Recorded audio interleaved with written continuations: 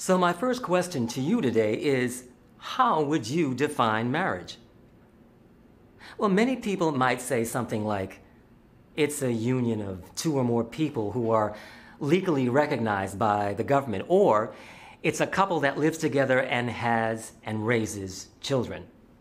Sound good? Both of these ideas are true in many, but not all cultures. Actually, most anthropologists, including myself, agree that there is no single definition that adequately describes all of the types of marriages found throughout the world. But whatever the definition, some form of marriage is found in every society. And I'd say that marriage serves an extremely important function in society. So let's first look at some of the benefits of marriage to society. Now, a universal benefit of marriage is that it creates relationships or alliances among families. Now, some anthropologists believe that this is the main reason why marriage developed in human society. This idea is summed up in what is known as the alliance theory, which simply says that marriage increases social cooperation through the relations that develop between people and their in-laws. And this kind of human network is in turn good for society as a whole. A second benefit of marriage concerns children. Compared with animals, humans take an extremely long time to mature, from infancy until adulthood when they become independent. Because of this, children need parents to care for them for the first few years of their lives. And marriage increases the likelihood that a child would be properly cared for and that the child would receive the support and protection of both parents over a long period of time. Obviously, this is quite important to the survival and development of a society.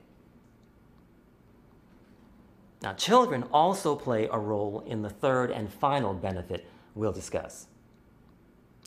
You see, in most cultures, marriage establishes the legitimacy and rights of a child because it establishes who the child's father is.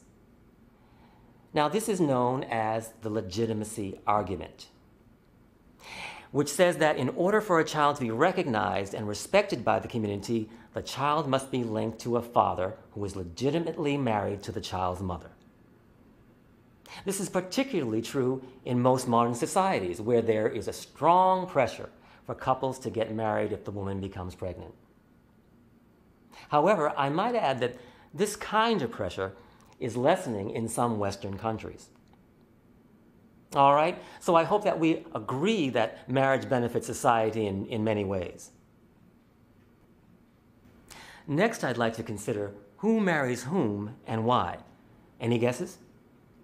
Well, statistics clearly show that most people marry someone similar to themselves in terms of race, level of education, social class, and interests. This social phenomenon is called homogamy. For instance, more than 90% of Americans marry someone from their own racial group, and about 75% marry someone from their same social class. Now, why is the phenomenon of homogamy so prevalent? Well, there's a very logical reason.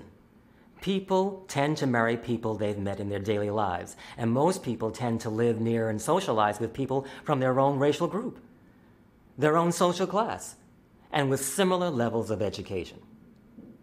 I suspect that the many married couples you know confirms that homogamy is the norm. However, recent research suggests that this trend in marriage is changing and that marriages will look different in the future. To talk about the future of marriage, I'd like to focus on some figures from the US, although these ideas certainly apply to countries throughout the world. The strongest major trend that we'll see in marriages of the future is a gradual decline in racial homogamy. In 1980, 1.3% of marriages in the US were interracial. By 2002, the number had risen to 3%, and by 2005, the number of interracial marriages had risen to 7.5%. So as you can see, this trend is accelerating rapidly, and we have many reasons to believe that the number of interracial marriages in the US will continue to increase for some time to come. One reason is a rise in racial tolerance. A recent poll showed that 86% of blacks, 79% of Hispanics, and 66% of whites would accept their children or their grandchildren marrying someone of a different race.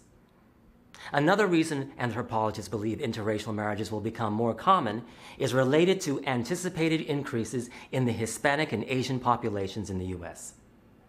These two groups account for many of the interracial marriages that we now see. So as these populations grow, we can assume so will interracial marriages.